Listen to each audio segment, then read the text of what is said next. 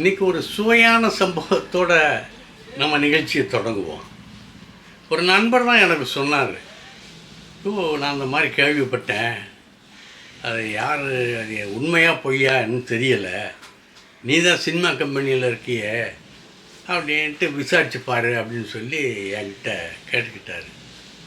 நான் சினிமா கம்பெனியில் இல்லை, நான் சினிமா ரிப்போர்ட்டராக இருந்தேன், இப்போ ஒரு ஒரு வெப்சைட் ஆரம்பிச்சிருக்கேன், யூடியூப் பண்ணிக்கிட்டு இருக்கேன்ப்பா, சரி விஷயத்தை சொல்லு அப்படின்னு. அவன் சொன்னான், அதாவது புஷ்பவனம் குப்புசாமியும் நம்ம அனுராதா ஸ்ரீராமும் சேர்ந்து பாடுறதாக ஒரு பாட்டு, அந்த பாட்டுக்கு அந்த கவிஞர் எழுதியிருந்த ஒரு வரி, தொப்புளுக்கும் அதுக்கும் ஒரு சான் தூரம், அதுக்கு தான் அலையிறான் இவ்வளவு நேரம் அப்படின்ட்டு ஒரு வரி வருது.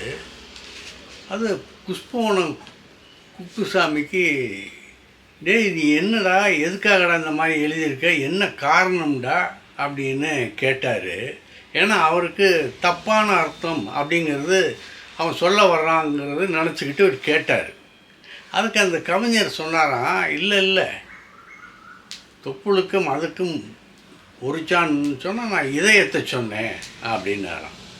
இதயத்தை சொன்னியா, அது எங்கப்பா, சரணத்தில் கூட காணாமப்பா அப்படின்னு கேட்டிருக்காரு குப்புசாமி. அதுக்கு அவர் சொல்லியிருக்கார், பாடலாசிரியர் 2வது சரணத்தில் வருது, கடைசியில் வருது, இதயம்னு வருது அப்படின்னு சொல்லியிருக்கார். சரி, நீ ரொம்ப புத்திசாலி தான்ப்பா, நான் பாடிட்டேன்னு வச்சுக்க, பாடிட்டு நான் போன பிறகு அந்த லாஸ்ட்டு வரியை வெட்டிட்டின்னா அதன் விளைவு என்ன ஆகும், யாருக்கு கெட்ட பேர், உனக்கா எனக்கா, தப்பு பண்ணுறியப்பா, இதை நான் பாட மாட்டேன் அப்படின்னு பாட மறுத்துட்டு நம்ம அனுராதா ஸ்ரீராம்கிட்டே சொல்லியிருக்காரு, அம்மா தப்பான நோக்கமாக தெரியுது, நீ பாடாதம்மா அப்படின்னு அவருக்கு சொன்னாராம். அதுக்கு அது அம்மா சொன்ன பதில் தான் எனக்கு இன்னும் ஒரு சந்தேகமாக இருக்குது. நான் பாடகி, எது வேணாலும் பாடுவேன் அப்படின்னு சொல்லிச்சான் அந்த அம்மா. இது எந்த அளவுக்கு உண்மை எதுவும் தெரியாது. ஏன்னா என்கிட்ட வந்து சொன்னவர் அவருக்கு யாரோ ஒரு நண்பர் சொல்லி அவர் என்கிட்ட வந்து கேட்குறாரு. அது நமக்கு தெரியலை, நம்ம கேள்விப்படவும் இல்லை. இதுக்கு நீ சம்மந்தப்பட்டவங்க சொன்னால் தான் சரியாக இருக்கும். ஏன்னா இவ்வளோ தூரம் அந்த ஆள் பேரையே யூஸ் பண்ணுறான், அனுராதா ஸ்ரீராம், புஷ்பவனம் குப்புசாமி அப்படின்னு சொல்லி பேரையே யூஸ் பண்ணி இந்த மாதிரி சம்பவம் நடந்ததுங்கிறத நான் கேள்விப்பட்டேயா, என்கிட்ட சொன்னாயா அப்படின்னு அவன் என்கிட்ட தலையில் அடிக்காத சத்தியம் பண்ணாத குறையாக சொன்னான். அதை நான் உங்கள்கிட்ட சொல்கிறேன். இதுக்கு சம்மந்தப்பட்டவர்கள் என்ன பதில் சொல்கிறாங்க அப்படிங்கிறத நம்ம பார்க்கலாம். சரி, அடுத்து, சிறந்த நட்பும் வாழ்க்கையும் திரைப்பட உலகுக்கு மிகச்சிறந்த தருணம். இவர்களது ஆசான் கேபி சார் இருந்தால் மிகவும் பெருமை அடைந்திருப்பார். இப்படி சொன்னது யாருன்னு சொன்னால் நம்ம லதா ரஜினிகாந்த். எதுக்காக இதை சொன்னாங்கன்னா, கமல்ஹாசன் ரஜினிகாந்த் இவங்க 2 பேரும் சேர்ந்து நடிக்கிறாங்கல்ல, அந்த படத்தை பற்றிய ஒரு கருத்து கேட்டதுக்கு அந்த அம்மா அப்படி சொல்லியிருக்காங்க. சரி, அதே நேரத்தில் இன்னொரு சங்கதி இதோட சேர்த்து சொல்லிடலாம். கமல் சார் அந்த காலத்தில் மிகவும் தெரியும், உங்களுக்கே தெரியும், அவரை மாதிரி ஒரு சிறந்த ஆள் கிடையாது, சிறந்த ஆக்டர் கிடையாதுங்கிறது இன்றைக்கி நேற்றுக்கு இல்லை, அன்றைக்கே. இதை நம்ம டாக்டர் காந்தராஜ், அந்த காந்தராஜ் யாருன்னா நம்ம திமுக அமைச்சரவையில் இருந்த ராசாராம் அவர்களுடைய சகோதரர் தம்பி. அவர் சினிமா உலகத்துலாம் ரொம்ப சம்மந்தப்பட்டவர். அவர் என்ன சொல்கிறாரு, நான் இந்தோ ரஷ்யன் கல்ச்சுரல் சொசைட்டியில் நான் இருக்கும்போது ரஷ்யாவிலேருந்து நிறைய கலைஞர்கள்லாம் வந்திருந்தாங்க. அவங்கள சென்னையில் கொண்டு சில முக்கியமான இடங்களை காட்டுகிற பொறுப்பெல்லாம் என்கிட்ட இருந்தது. அப்படி நான் காட்டிட்டு இது பண்ணிகிட்டு இருக்கும்போது அங்கே இருக்கவங்க, எங்களுக்கு 2 பேர் தெரியணும், நான் அவங்கள சந்திக்கணும் அப்படின்னு கேட்டாங்க அப்படின்னு அந்த நம்ம டாக்டர் காந்தராஜிட்ட கேட்டிருக்காங்க. யாருங்க அந்த 2 பேர் அப்படின்னதுக்கு, பாரதி ராஜா அண்ட் கமல் இவங்க 2 பேரும் தான் சந்திக்கணும் நாங்கள் அப்படின்னு சொன்னாங்களாம். அப்போ இவங்க பாரதி ராஜா வந்து ஒரு கலை உலகத்தில் ஒரு மாறுதலை ஏற்படுத்தியவர், கிராமியத்தை நோக்கி சென்றவர், தமிழ் சினிமாவே திருப்பியவர். கமல் எந்த கேரக்டராக இருந்தாலும் அந்த கேரக்டராகவே மாறிடுவார், ஒன்றிடுவார். ஆக ஒரு குட் ஆக்டர். அவர் இந்திய அளவில் தெரியும், உலக அளவுலேயும் தெரியுங்கிறதுக்கு அவங்க ஆசைப்பட்டிருக்காங்க இந்த ரஷ்யாவில் இந்த கலாச்சார குழுவினர். அப்படிங்கிறத நம்ம காந்தராஜ் சொல்லும்போது நமக்கு கொஞ்சம் பெருமையாக இருந்தது. அதை நான் சொல்லிடுறேன். இப்போ ஒரு அனிருத் இருக்கார் இல்லையா, டைரக்டர் இசையமைப்பாளர் அனிருத். அவர் ஒரு உண்மையை சொல்லியிருக்காரு. ஒரு ட்வீட்டுக்கு 2000 ரூபா, ஒரு ட்வீட்டுக்கு 2000 ரூபா, ரீல்ஸுக்கு 4000 ரூபா, டான்ஸுக்கு 10,000 ரூபா.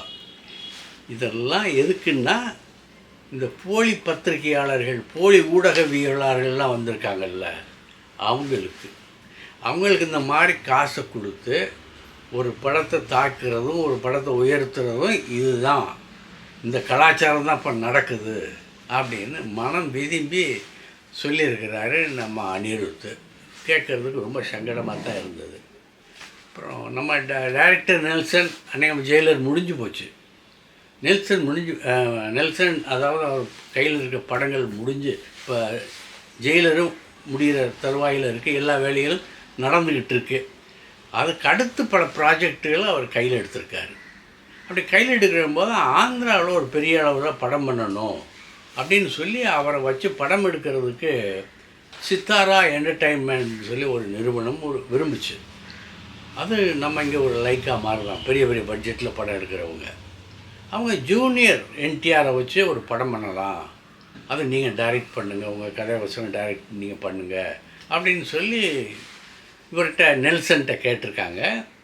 நெல்சன் வந்து அதை பார்த்து ரொம்ப சந்தோஷமாக நான் செய்கிறேன் அப்படின்னு சொல்லிட்டு அதற்கான வேலைகளில் ஈடுபட்டு கொண்டு இருக்கும்போது ஒரு பெரிய ஒரு திருப்பு முறையாக இல்லை ஒரு ஏதோ ஒன்று ஏற்பட்டது.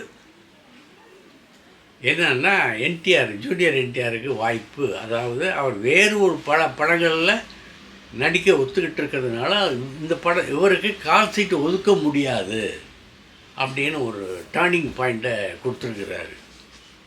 டர்னிங் பாயிண்ட்னா நல்லதுக்காக தானே இருக்கணும், ஏன் கெட்டதுக்காக இருக்கக்கூடாதா? அதனால தான் நான் டர்னிங் பாயிண்ட்ங்கிற வார்த்தையை யூஸ் பண்ணேன். நெல்சன் அப்படியே ஷாக் ஆகிட்டார்.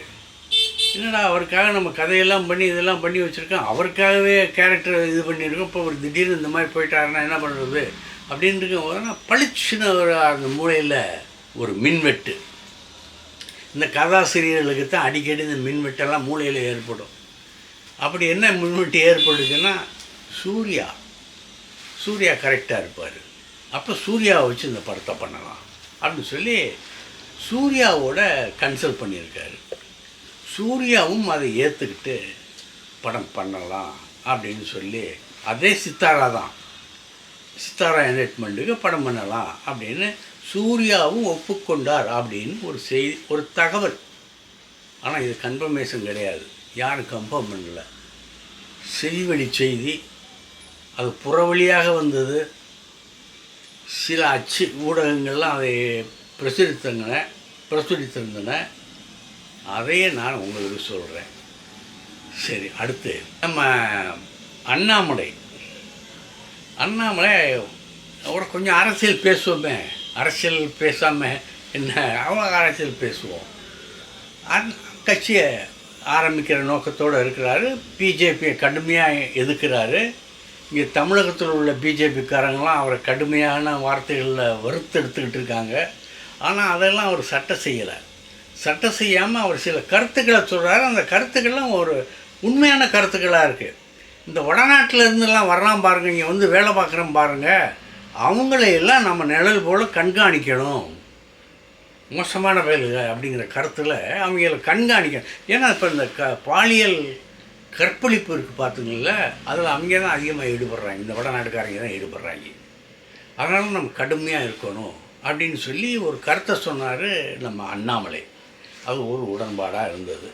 சரி, இதில் என்னென்னா ஒரு பிரச்சனை, இப்போ ஒன்றிய அரசுக்கு பார்த்திங்கன்னா பிஜேபி, அந்த பிஜேபியினுடைய தலைமை ரஜினிகாந்தை கூப்பிட்டு கொஞ்சம் நீங்கள் எங்களுக்கு ஆதரவாக இருக்கணும், தயவுசெய்து அண்ணாமலைக்கு சப்போர்ட் பண்ணிடாதீங்க அப்படின்ட்டு ஒரு அழுத்தத்தை கொடுத்துருக்கு, மிரட்டலை கொடுத்துருக்குன்னு சொல்லலாம்.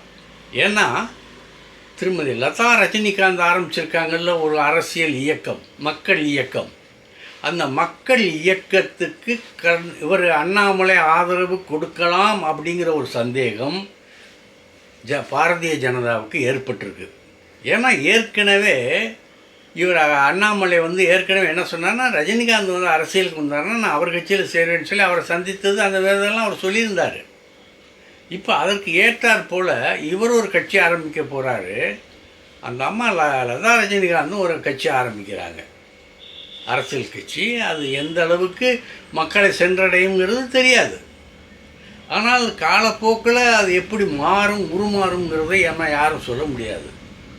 ஒரு கால் ரஜினிகாந்த் அதுக்கு பக்கத்துணையாக இருந்து ஏதாவது செய்யலாம், அந்த கட்சி பெரிய அளவில் உருவாகலாம். இல்லை எங்கள் ரஜினிகாந்த் அரசியலுக்கு வரணும் அப்படின்னு ஆவலோட காத்திருந்த ரசிகர்கள் இருக்காருங்கள்ல, அவங்களாம் அந்த அம்மாவுக்கு ஆதரவு கொடுக்கலாம். அப்படி ஆதரவு கொடுக்கும்போது அது ஒரு மாபெரும் ஒரு சக்தியாக இருக்கும்ல, அந்த மாபெரும் சக்தியாக விளங்கும்போது அது ஒரு அரசியலில் ஒரு மாறுதலை ஏற்படுத்தும்ல. அப்போ அந்த கட்சியும் அண்ணாமலையும் ஒன்றா சேர்ந்தால் பாரதிய ஜனதா டோட்டலாக அடிபட்டு போகும். தமிழ்நாட்டில் அதுக்கு அழிவு பால் ஊற்றிட்டாங்கன்னே சொல்லலாம். அதனால்தானோ என்னவோ பயந்துக்கிட்டு இன்றைக்கி தமிழ்நாடு பிஜேபியினுடைய தலைவர் ரஜினிகாந்த் வீட்டுக்கு சென்று பாரதிய ஜனதாவுடைய ஆட்சிகள சிறப்புகளை பற்றி ஒரு புத்தகத்தை கொடுத்துருக்கிறாரு நயினார் நாகேந்திரன். இது எதுக்காக கொடுத்துடணும்? ஏன் அவர் வாங்கி படிக்க மாட்டார், அவருக்கு தெரியாதா?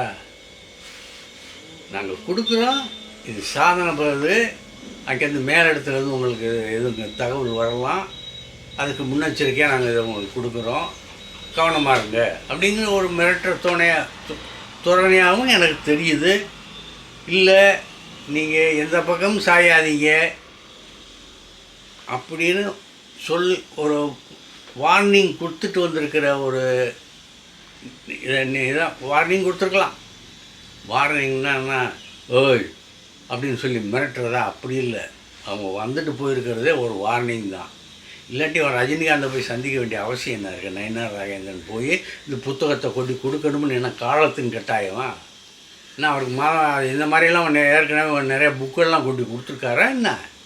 இல்லை.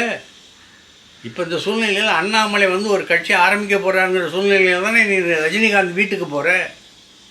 ரஜினிகாந்த் வீட்டுக்கு போய் இந்த புத்தகத்தை கொடுத்து நீங்கள் கரெக்டாக இருங்கன்னு ஒரு எச்சரிக்கை கொடுக்குற, மறைமுகமான ஒரு எச்சரிக்கை தானே. அது அவர்கிட்ட பழிக்குமா? ரஜினிகாந்த் கிட்ட பழிக்குமா? பார்க்கலாம் நாளைக்கு. இந்த வீடியோ உங்களுக்கு பிடிச்சிருந்தா லைக் பண்ணுங்கள், கமெண்ட் பண்ணுங்கள், ஷேர் பண்ணுங்கள், சப்ஸ்கிரைப் பண்ணுங்கள்.